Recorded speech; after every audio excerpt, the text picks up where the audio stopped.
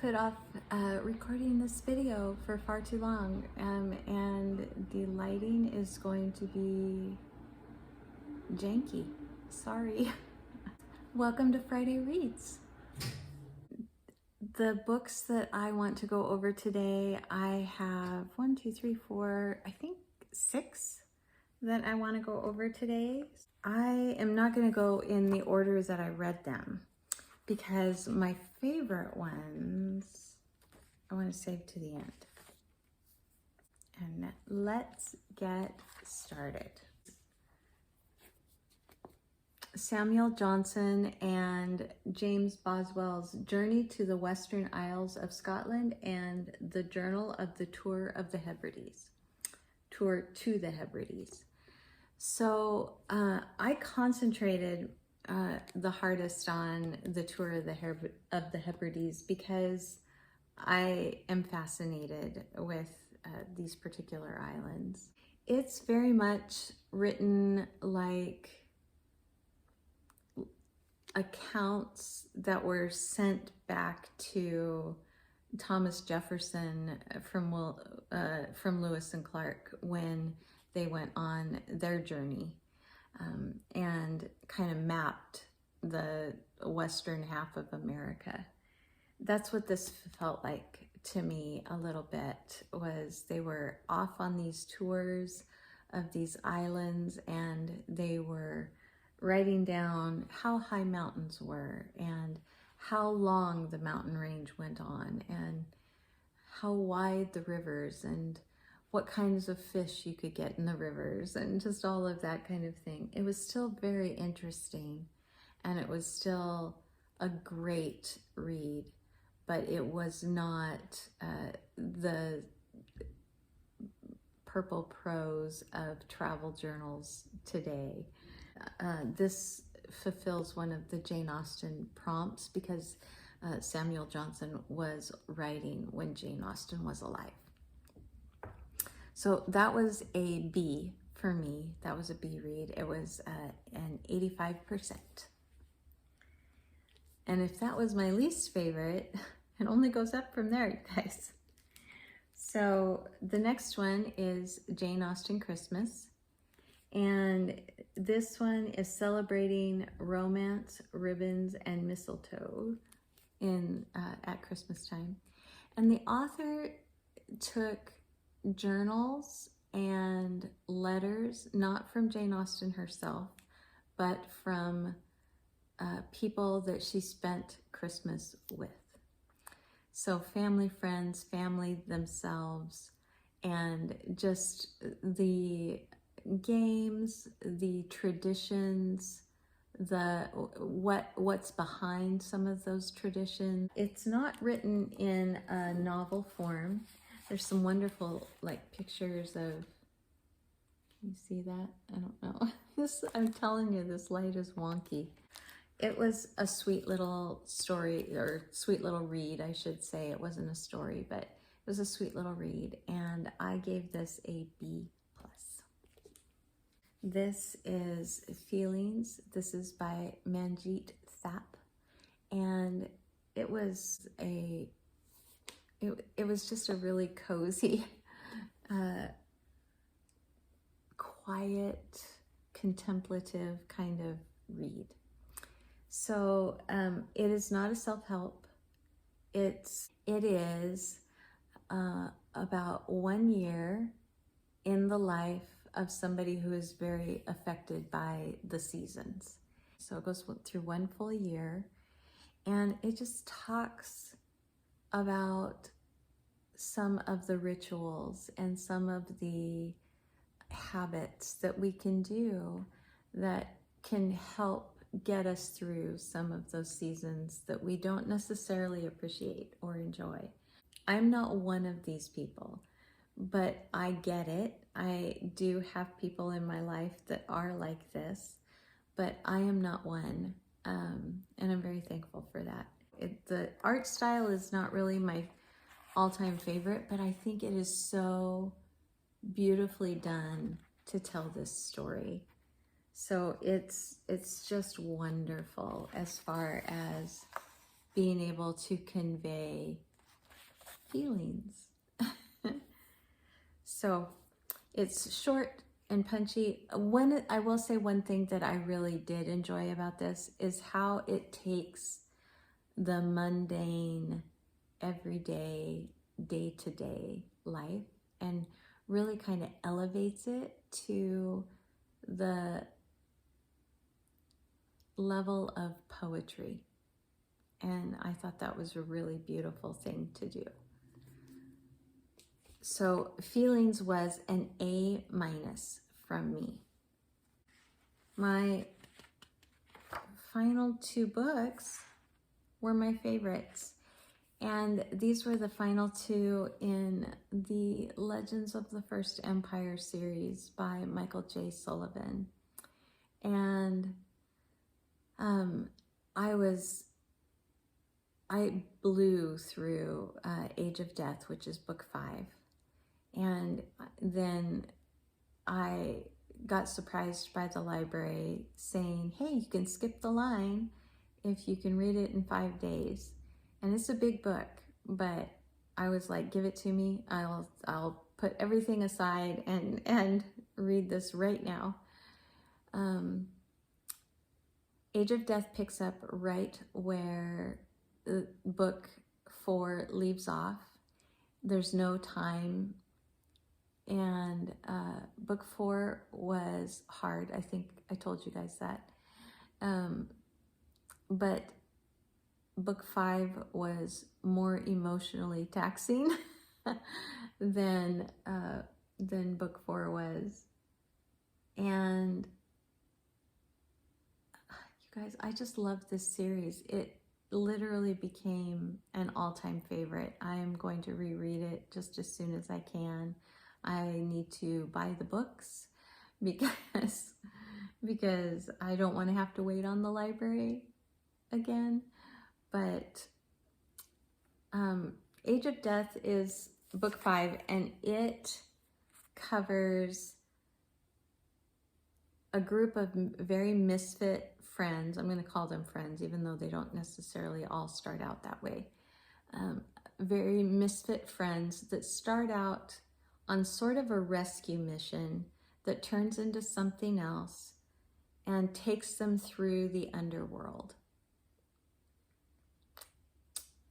And all that happens, both with who they're trying to rescue and with them as this group that has banded together to try to make things happen. One of the themes of this book is that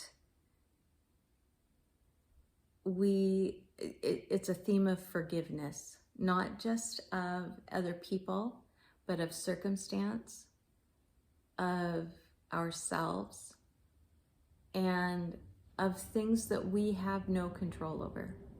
It leaves off on a cliffhanger. And then, like I said, the library was like, hello, would you like to read this now? I said, yes, I would. Age of Empire is the final book, and we are coming to the end of everything. And I had a very hard time coming to the end of everything. Books don't make me cry, but when I finished the book and I knew that I didn't have any more, I was very choked up. So this one has more of a theme of change. We can change. How can we as humans change?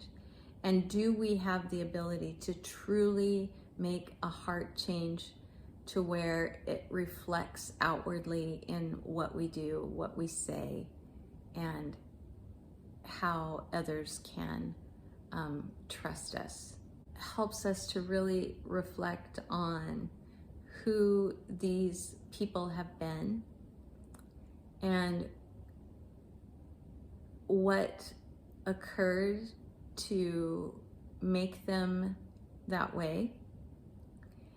But it also does much more than that, and it takes us beyond that, and it says, hey, this is who I'm trying to become. can you allow me to become that? And again, just so beautifully, incredibly done.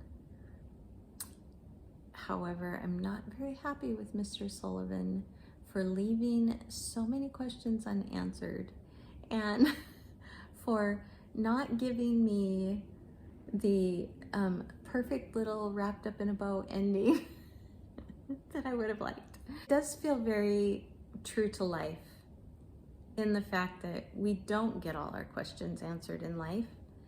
We don't have all the answers. We have more questions 90% of the time than we have answers. It also feels very true to life in the fact that we don't see the past clearly. We don't see the future clearly. We have to be okay with not knowing and just living life.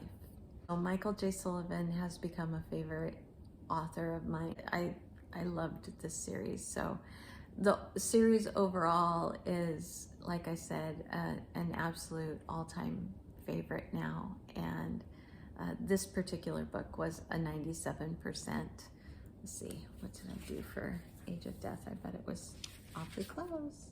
Age of Death was a 97% also.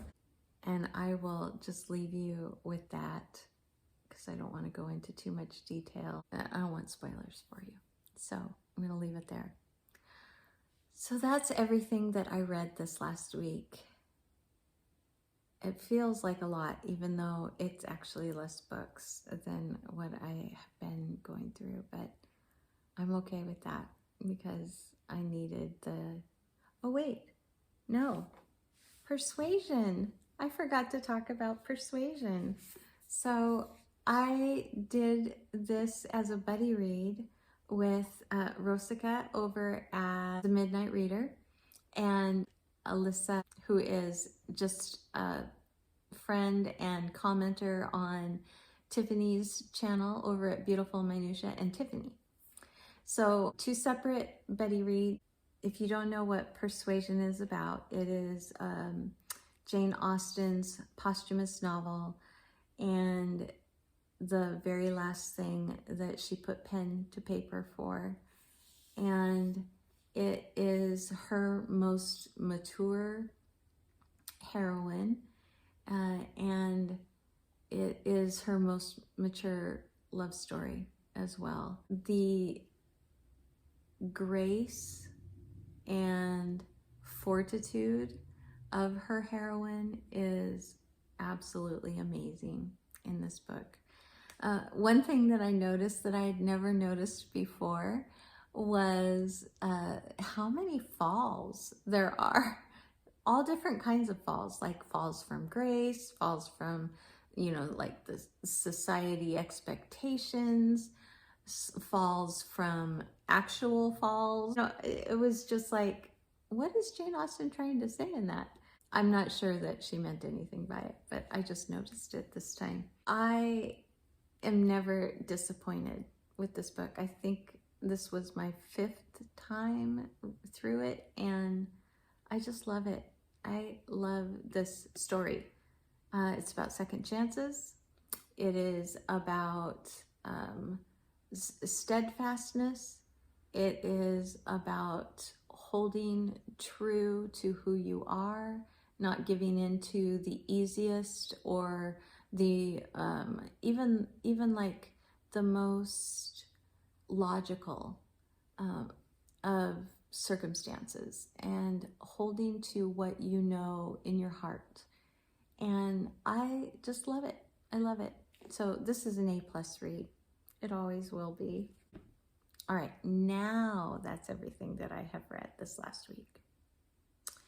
So what am I in the middle of? Well, I am currently in the middle of Dune in the graphic novel, and it feels very much like a comic book.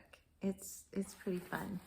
So this is the artwork style in here, and I love Dune, and I have read it multiple times, so I figured why not do a graphic novel of it.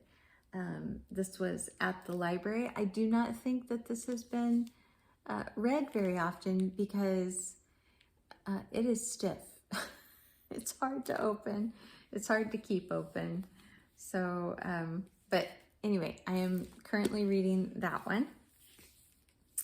And I finally started Tooth and Claw. I've been talking about this for a while. I had to set it aside to read the Age of Empire so that I could skip the line in the library hold. But this is The Pride and Prejudice of the Dragon World, and that is why I picked it up. I have since read several things about Jo Walton herself, and I am really looking forward to really digging into this now that my Age of Empire is over. I really hope that it does not disappoint the way that the other one did, the way that Hearthstone did. So that one, and then I am also beginning For Darkness Shows the Stars. This is more of a science fiction retelling of Jane Austen's novels. And Courtney, from Courtney Reads, told me that she enjoyed this one. So I'm hoping that I do too. And what else am I reading? Oh, I don't have it out here. Louise Erdrich's The Sentence, I am currently reading, and just picked that one up from the library when I took the Age of Empire back. So I've got that one, and I'll be reading that. And is that all? I think that's everything, you guys. So what are you guys reading this weekend or this upcoming week? What's on your reading list? I've been playing the summer book bingo, and I already blacked out one board, and so I'm on board 2, and I'm getting pretty close to a blackout on that one too. So I'm pretty excited about that. And then I was joking with Tiffany that I may start a 3rd board in August. So I'll have a board for each month of summer instead of one for the whole summer. Poppy has not been feeling well, and we just had a vet appointment today. All is well, but she's on some medication, so she's pretty zonked out over here, and she's not moving much. Tell me if you have read any of the books that I just finished and what you thought of them. I heard about Feelings from Allison Page's channel, and I'm so glad that she told me about it. So I hope that you guys have a wonderful rest of your day and that you have a wonderful weekend as well. Thank you so much for stopping by and being with me today. Like if you like this video, subscribe if you want to, and I'll see you in the next one. Bye, everybody.